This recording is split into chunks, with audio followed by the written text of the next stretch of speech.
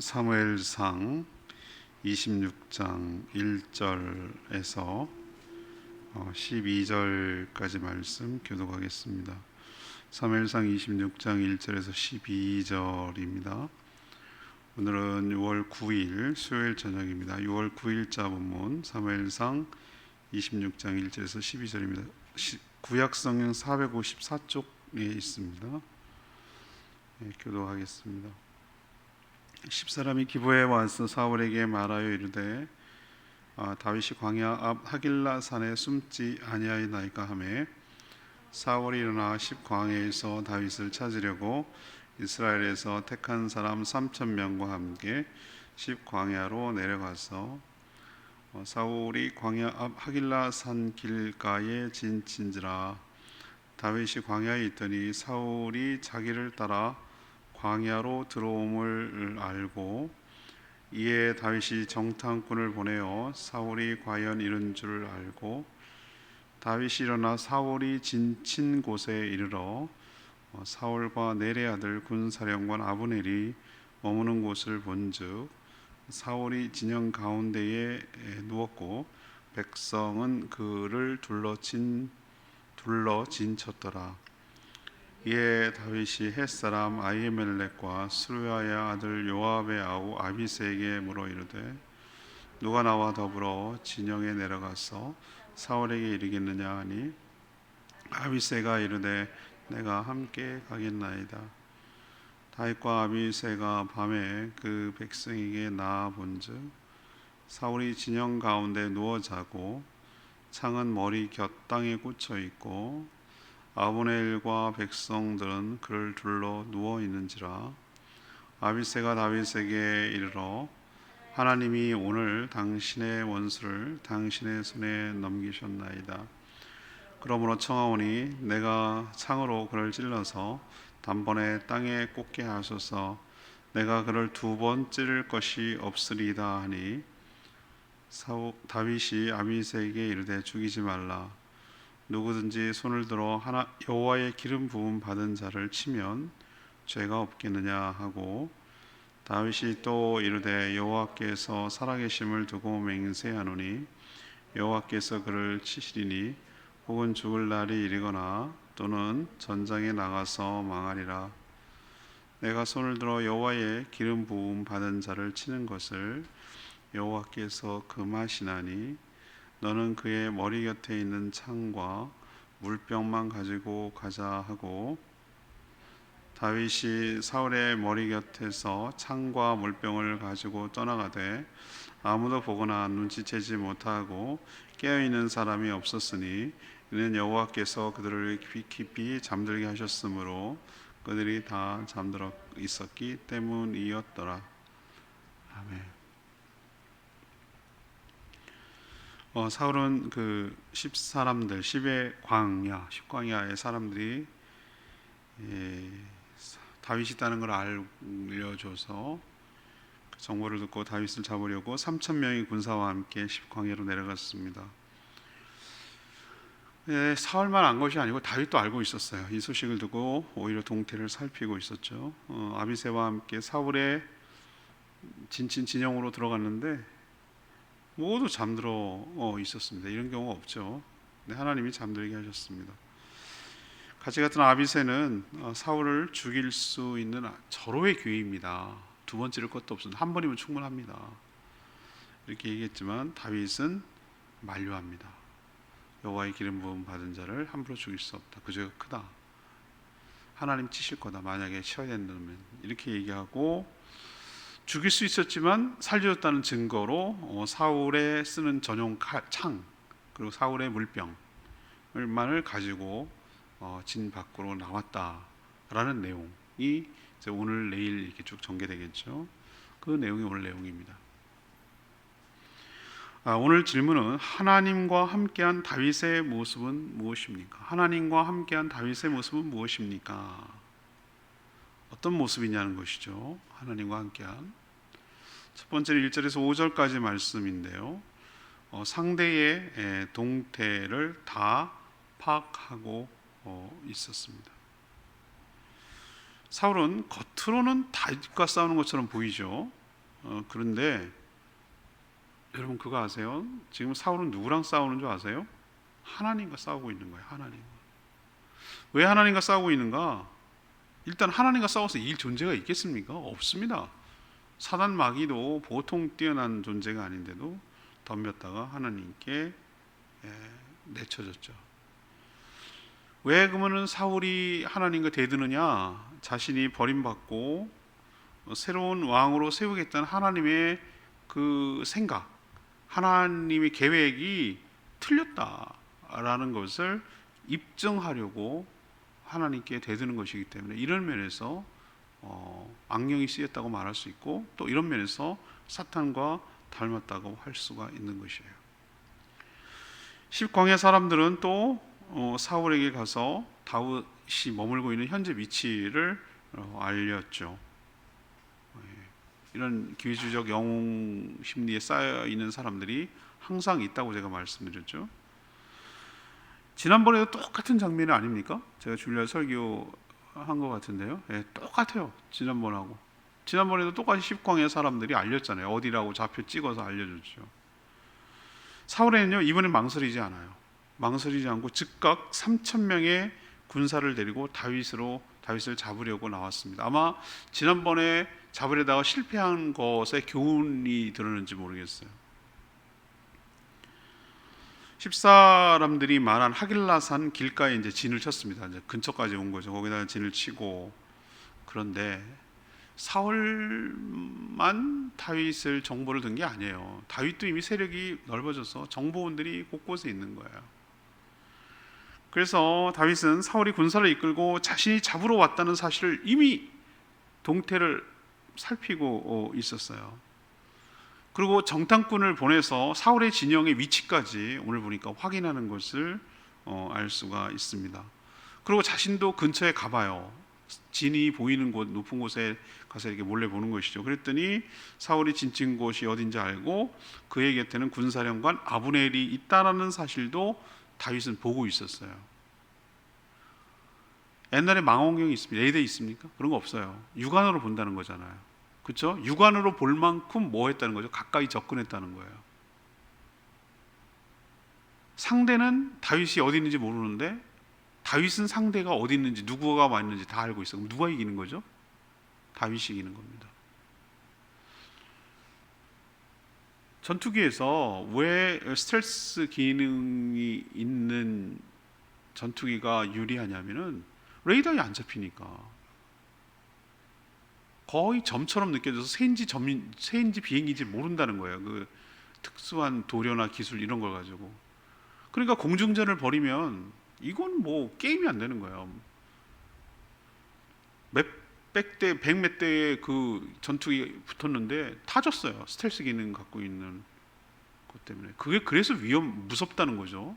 스텔스 기능을 가진 전폭기가 잔뜩 무기 싣고 레이더도 안 잡히고 평양 시내까지 들어가가지고 김정은이가 하고 있는 노동장 사무실이나 이런 데 갖다가 다 떨어뜨려 보세요. 그거 어떻게 하겠어요? 그래서 무서운 거예요. 자, 뭔 싸움이냐면 현대 싸움은 나는 노출시키지 않고 적의 정태는 파악하는 거. 이 싸움이에요, 이 싸움. 그래서 인공위성도 정찰위성도 쏘는 것이고 정탐함도 두는 것이고 산도 찌는 것이고 뭐 모형 비행기도 띄우는 것이고 뭐 여러 가지 방법을 다 뭐 휴먼트라고 인간 정보원도 쓰는 것이고 다양한 각종 자료라든가 다 흘러 들어오는 거라든가 그런 뭐 위성 사진 이런 걸 전부 다 보는 이유는 뭐냐면은 적의 동태를 알아야 우리가 승리할 수가 있기 때문에 이 싸움이거든요. 근데 지금 보세요. 사울은 자기가 유리하다고 생각해요. 자기가 정보원도 있고 10사람들이 자기 협력하고 있고 그래서 다윗의 손안에 든 도간에 든 쥐다 이렇게 생각하지만 거꾸로예요. 지금 거꾸로. 오히려 지금 사울의 움직임을 다윗이 정확하게 간파하고 있어요. 소문도 이미 듣고 정보 그리고 정탐꾼을 보내서 위치 확인 자기가 직접 또 가가지고 확인 이러면 싸움이 안 돼요. 하나님께서 함께 하시고 도와주시는 증거가 이렇게 나타나는 줄로 압니다. 6절 7절 말씀 볼까요? 두 번째인데 싸움의 주도권을 이제 다윗이 장악하고 있어요. 다윗의 진영과 동태를 살피던 다윗은요 무슨 용기가 생기는지 모르겠어요. 무슨 용기가 생겼는지 모르겠고 사울의 진영으로 내려가라는데 누가 동행할까 그랬더니 아비새가 동행합니다. 이 둘이 달랑가서 어쩌자는 거예요. 이 겁도 없이. 근데 밤에 이제 사울의 진영에 가서 봤어요. 가봤더니 아무리 밤이라고 하고 그때는 뭐 전기나 뭐 이런 것들이 서치라이트 그런 게 없으니까 그렇다 치더라도 사울은 진영 한가운데 자고 있어요. 동심원처럼 해가지고 왕을 보호해야 되니까. 우리도 장기판에서 보면은 다른 거는 게 없는데 그 장기만 왕을 보호하는 사라고 된 게 두 가지가 있잖아요. 쫄같이 생긴 거, 그죠? 그 안에서 왕궁에서 움직이는 거, 그거 있단 말이죠. 예. 그리고 군사 3,000명도 적은 숫자가 아닙니다, 여러분. 엄청난 숫자예요. 3천 군인은 3,000명 굉장히. 그를 사울을 둘러싸고 진치고 있었는데 희한하게 이건 좀 이상한데 모두 잠들어 누워 있었어요. 다윗은 설마 하고 가까이 접근했는데 사울이 자는 머리 곁에까지 접근했어요. 그리고 그의 창이 꽂혀 있다는 것도 봤어요. 창을 이렇게 세우는데 아마 땅에다 이렇게 푹 꽂아놓고 것을 자고 있었던 모양이죠. 아니 지금 추격전을 벌이고 대치하고 진을 치고 야외에 나오고 궁에서 싸우는 것도 아니고 야전에서 나가서 싸우고 있는 군대가 이런 경우는 이건 없는 일이거든요. 이거는 아무리 당나라 군대도 이렇게는 안 해요. 이렇게는 안 합니다. 동서고금 모든 군대는 항상 진을 치면은 그 적군이 접근하는지 수상한 자가 접근하는지를 경계하고 감시하기 위해서 항상 누군가는 24시간 깨어서 경계하는 병사가 서도록 그렇게 항상 준비를 하기 마련이에요. 이건 기본 중에 기본이에요. 안 그러면 만약에 적의 밤에 기습을 당하면 자기만 다 죽을 수 있잖아요. 몰살당할 수 있기 때문에 경계를 쓰는 건 너무나 당연해요. 그리고 특히 왕이 직접 지금 현장에 나와서 전투 현장에 나와 있는데 이 아무도 깨어 있지 않고 왕을 지키지 않았다?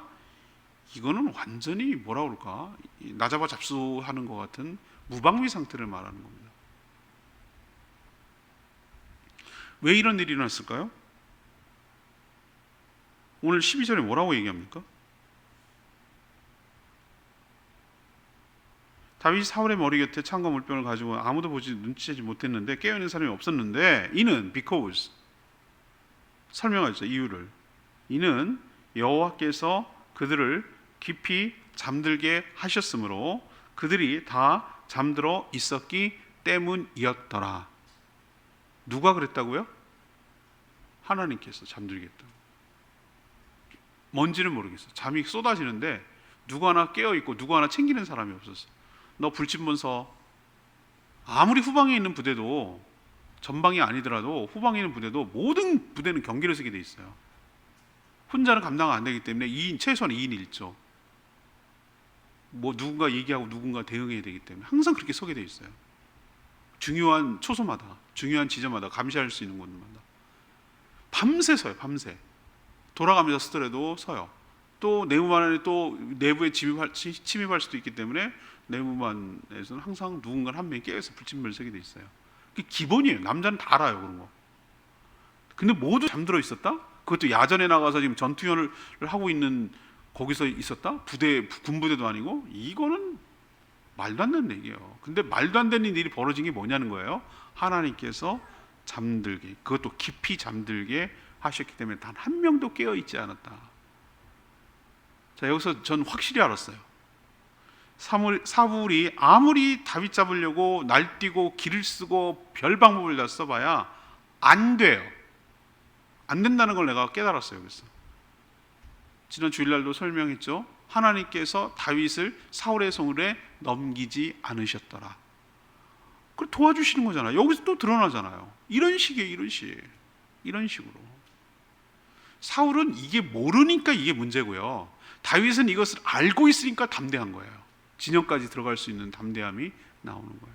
사랑하는 여러분, 나와 함께 하나님이 함께 하신다라는 게 믿어지는 사람과 그게 믿어지지 않는 사람은 이 행동하는 거랑 싸우는 방식이 완전히 달라요. 완전히 달라요.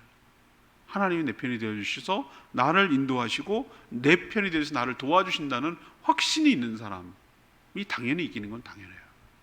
그러나 그렇지 않고 인간의 여러 가지 방법과 이걸로 이기려고 하는 사람 사울 걸 나가는 거예요. 감당이 안 돼. 객관적으로는 사울이 절대 유리한데 실질적으로는 하나님께서 다윗과 함께 하셨기 때문에 이길 수가 없도록 만든 거예요. 이것이 바로 하나님과 함께 한다는 증거인 줄로 믿습니다. 세 번째는요, 8절에서 12절 말씀인데요, 하나님과 함께 하기 때문에 하나님을 믿고 모든 것을 맡겼습니다. 이게 바로 다윗의 저는 위대한 점이라고 생각해요. 다윗과 이제 동행했던 아비새는 적진 한가운데 들어가서 사울을 보니까 임금한테, 다윗한테 얘기하는 거죠. 원수인 사울을 죽일 수 있는 절호의 찬스입니다. 이런 기회가 없습니다. 이렇게 말하면서 이건 하나님께서 원수를 우리에게 넘기셨습니다. 이건 증거입니다. 막 이렇게까지 얘기를 하는 거예요. 명령만 내리신다면, 명령만 내리십시오. 제가 두 번도 아니고 한 번이면 됩니다. 이건 두 번 찌를 것도 없습니다. 그 창 가지고, 사울 창 그거 가지고 한 번에 찔러서 땅에 꽂아 죽이겠습니다라고, 아주 뭐 누가 봐도 그럴 것 같아요. 군인이라면 그거 못하겠어요. 이런 다 잠들어 있고 깨어있지도 않고 뭐 잡아서 잡수하고 있는데 이거 못하는 군인이 어디 있겠어요. 군인도 아니지 그거는요. 그렇게 해달라고 막 재촉하는 거예요. 모두가 봐도 아비새가 다 맞는 말처럼 느껴져요. 이건 하나님 넘기셨네, 기회를 주셨네. 근데 제가 지난번에도 말씀드렸죠. 위기가 기회일 수 있고요, 기회가 오히려 위기일 수 있는 줄로 압니다. 우리는 찬스라고 말하는 것이 우리한테는 함정일 수 있는 거예요. 우리는 위기라고 말하지만 그게 오히려 하나님을 만날 수 있는 기회가 될 수 있고, 거꾸로가 될 수 있다는 거 여러분 조심하셔야 돼요. 이렇게 좋은 완벽한 찬스가 없다라고 생각하고 덥석 물었다가 낚시로 치면 미끼 딱 물리는 경우가 생기는 거예요. 다윗은요, 아비새에게 뭐라고 그랬어요? 아무도 죽이지 말라, 자기 따라오는 사람한테 얘기했어요. 단호하게 명령했어요. 이유는 딱 한 가지예요. 다윗이 그렇게 할 수 있었던 건 왜 그렇죠? 하나님의 기름 부음 받은 자를, 하나님께서 기름 부어서 세운 왕을 함부로 죽일 수 없다는 거예요. 아유 대단하네 이렇게 빈정거리지 마시고, 왜 그렇게 말했냐면은, 왜 그렇게 말하고 안 죽였냐면은, 만약에 이렇게 다윗 이 점이 높게 평가하는 거예요. 함부로 손대면 안 돼, 이 개념이 아니고요. 만약에 정말로 죽을 일이 있다고 한다면 그건 역시 하나님이 판단하실 문제고, 기름 부어서 세운 자가 하나님이시니 세운 그분이 하나님께서 친히 심판하여 주실 줄로 믿습니다. 그러니 내가 하나님 자리를 넘봐서 하나님도 아닌 주제에 하나님 자리에 서서 쟤는 죽여, 쟤는 틀렸어, 쟤는 없애버려, 쟤는 죽여야 돼 라고 함부로 말하는 것은 매우 조심해야 할 일이다라는 것이에요. 다윗이 고백이에요 이게. 그래서 다윗이 뭐라고 합니까? 지금 안 죽여도 하나님께서 이 사울을 죽여야 됐다고 판단했을 경우에는 죽을 날이 이를 거다. 전장에서 죽을지 언제 죽을지 하나님이 어떤 식으로든지 하나님께서 심판하실 것이다. 이렇게 믿고 자기 손으로 하지 않겠다고 한 거예요. 저는 어저께 그저께 묵상한 것처럼 아비가일을 만났을 때 그때 경험했던 것 같아요. 왜 사울이 주일날 했던 것처럼 사울이 다윗을 쫓아서 한 번 실패, 이번에 또 26장에 가면 또 죽이려고 덤벼서 십광야로 추격해가지고 또 실패. 그 사이에 무슨 일이 있었죠? 다윗에게 나발하고 아비가일이 있었잖아요.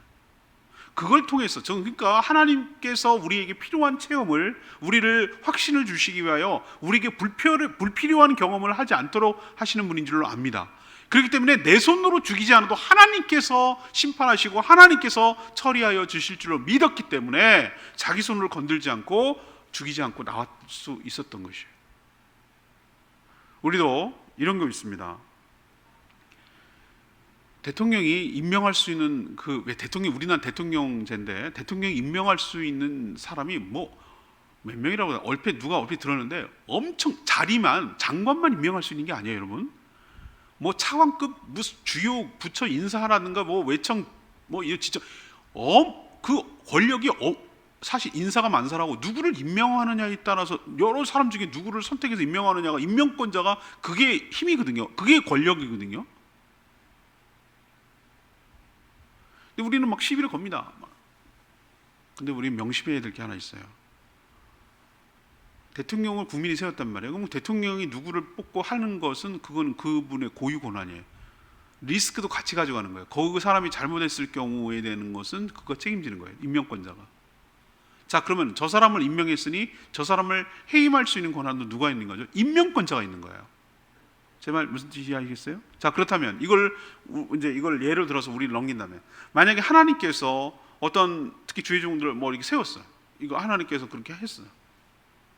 하나님께서 기름 부어서 세웠어. 안수 받고 세웠어. 그럼 어떻게 합니까? 만약에 문제가 있고, 만약에 그렇다고 한다면 누가 정리하는 게 맞죠? 임명권자인 하나님이 하시는 게 맞는 거예요.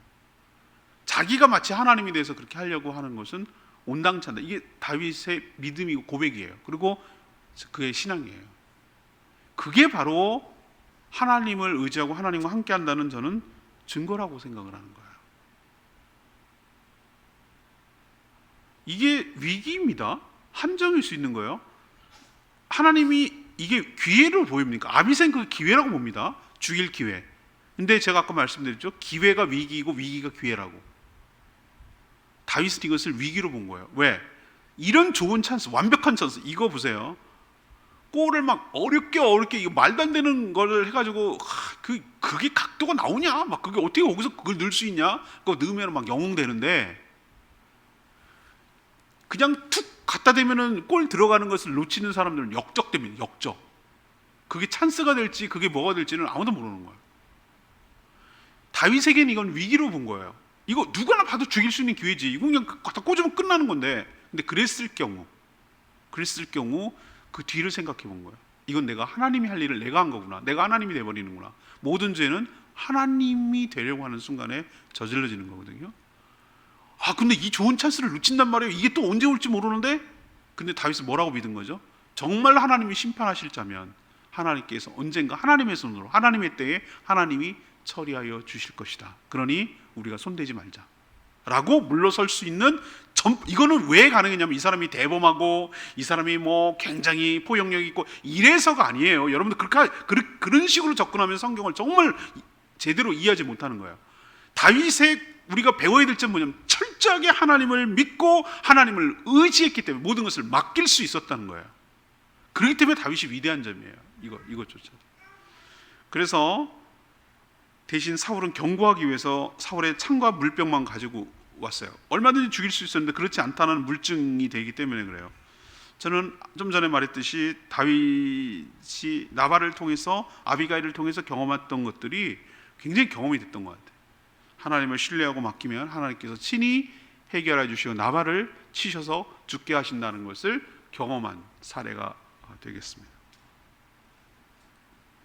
11절 말씀,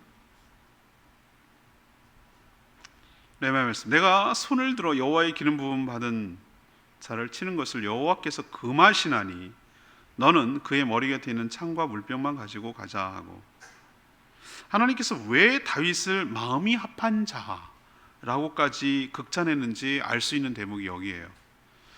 그는 모든 일에 철저하게 하나님의 주권을 인정하며 살았어요. 하나님의 자리에 서려고 하지 않았어요. 그는 여러분 결코 우유부단한 사람이 아니에요. 오히려 더 굉장히 강한 사람이에요. 그런 상황 속에서 자기를 절제할 수 있는 능력.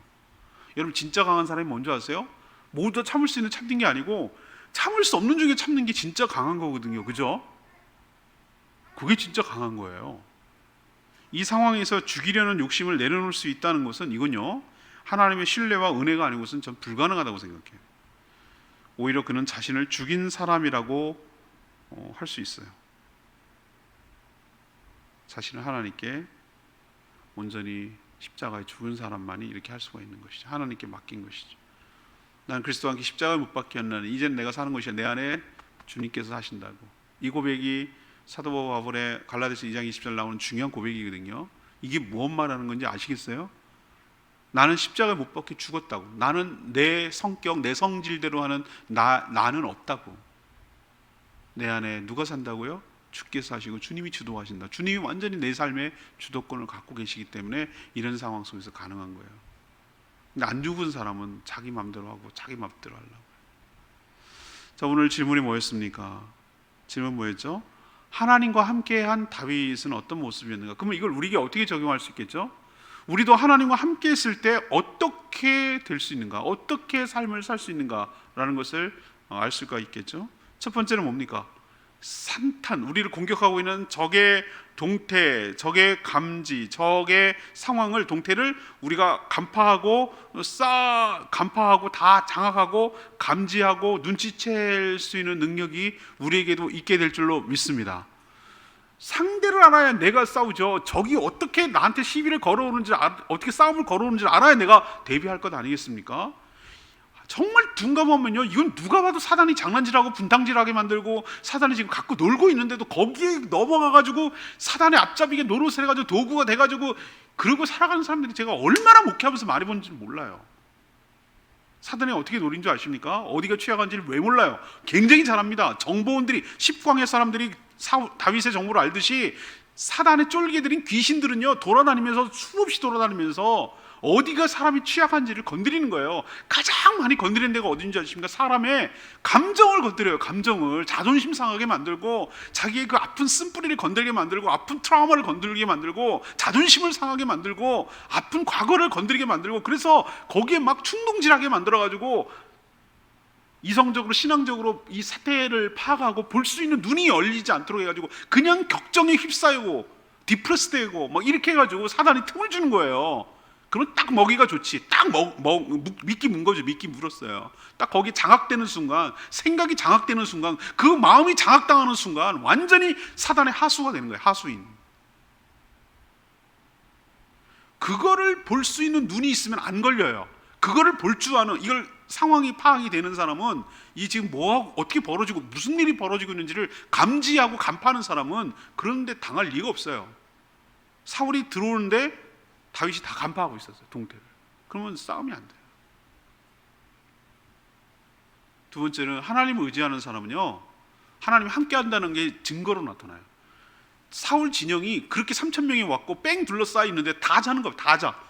다윗하고 아비새가 적진 한가운데 들어가서 코어, 핵심 부서, 지휘부라고 할 수 있는 다윗, 그 사울 자고 있는 데까지 갔는데도 아무도 모르잖아. 다 잠들겠죠. 누가 이기겠습니까? 다윗이 이깁니다. 적들은 하나도 모르는데 우린 다 알아. 마음대로 거길 갔다 왔다 해. 누가 이기겠습니까? 우리가 이기는 거예요. 사랑하는 여러분, 우리가 객관적 열세를 하더라도 하나님이 우리와 함께하면 이기게 될 줄로 믿습니다. 하나님 적들의 눈을 가려버려요. 객관적 싸움은 안 된다고 말하는데 아니에요. 하나님께서 우리와 함께 하시면 하나님의 능력이 발휘가 돼서 우리가 승리하도록, 전세를 뒤엎도록 하나님께서 이끌어 주실 줄로 믿습니다. 세 번째는 뭐예요? 위기가 기회고 기회가 위기라고 말씀드렸죠. 죽일 수 있었어요. 너무 좋은 찬스야. 이건 그냥 갖다 넣으면 되는 거야. 그냥 공이 나한테 잡수 골을 넣으세요 라고 갖다 완전히 크로스 택배 해줬어. 그냥 갖다 대면 돼. 아니에요. 하나님께 맡겼어요. 다윗은 하나님이 하신다, 내 손 대면 안 된다라고 빠졌어요. 그게 다윗이 위대하게 만든 거예요. 여러분도 이게 먹을 건지 말 건지, 칠 건지 빠질 건지, 해야 되는지 말아야 되는지, 들어가야 되는지 빠져야 되는지, 이거 잘 분간하기를 원합니다. 위기가 끝났다, 기회일 수 있어요. 하나님 만날 수 있는 기회가 오히려 위기일 수 있어요. 여러분 잘 분간하시고 판단하시고 분별하시고 지혜롭게 처신하시는 저와 여러분 되기를 소망합니다. 오늘 말씀 붙들고 기도하기 전에 277장, 찬양집 277장 부르고 기도하도록 하겠습니다. 찬양집 277장입니다.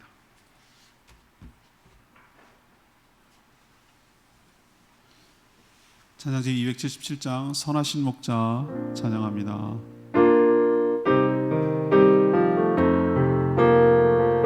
선하신 목자, 선하신 목자, 날 사랑하는 그, 주 인도하는 그 따라가리. 주의 말씀을 나 듣기 위하여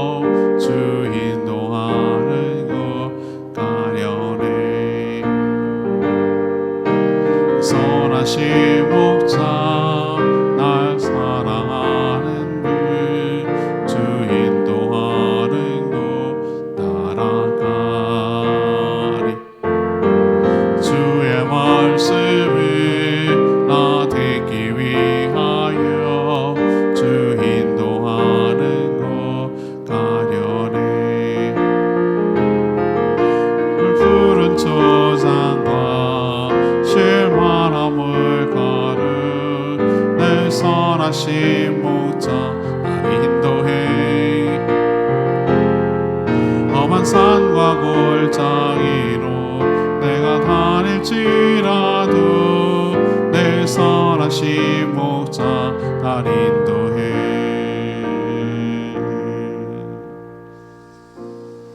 우리는 무기가 많고 숫자가 많으면 이길 거라고 생각하지만 오늘 말씀 보니까 하나님이 함께하는 것이 우리의 능력이고 우리의 힘인 줄로 믿습니다.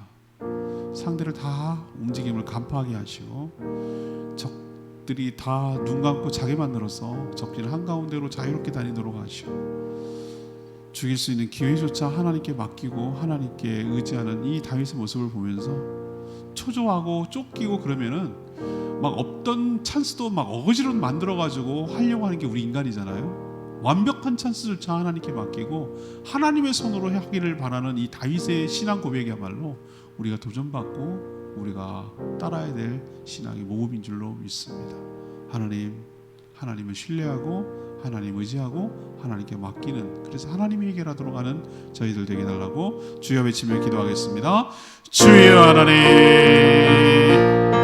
선하신 목자 날 사랑하는 그 주 인도하는 그 따라가리. 주의 말씀을 나 듣기 위하여 주 인도하는 것 가려네. 나를 푸른 초장과 쉴만한 물가로 내 선하신 목자 날 인도해.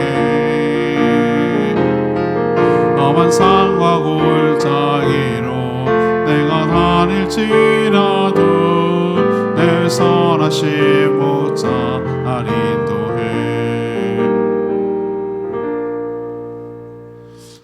하나님과 함께한 다윗이 왜 사울과의 싸움에서 이길 수밖에 없는지 오늘 말씀을 통해 확실하게 깨달았습니다. 지금 사울은 다윗이 아니라 하나님을 상대로 싸우고 있습니다. 그러나 다윗은 사울의 모든 동태를 하나님처럼 다 파악하고 있었습니다. 적진에 들어갈 용기까지 있었습니다. 사울은 얼마든지 죽일 수 있었지만 기회마저도 하나님께 맡겼습니다. 자신이 하나님 자리에 서지 않으려고 무척애를 썼습니다. 나발을 통해 하나님의 주권과 심판을 이미 경험했기 때문입니다. 다윗처럼 자신을 죽이고 하나님께 모두 맡기는 저희 모두가 되게 하여 주시옵소서. 오늘도 간구하는 모든 기도 주님께서 응답하여 주시기 원하며 예수 그리스도의 이름으로 축복하며 기도합니다. 아멘.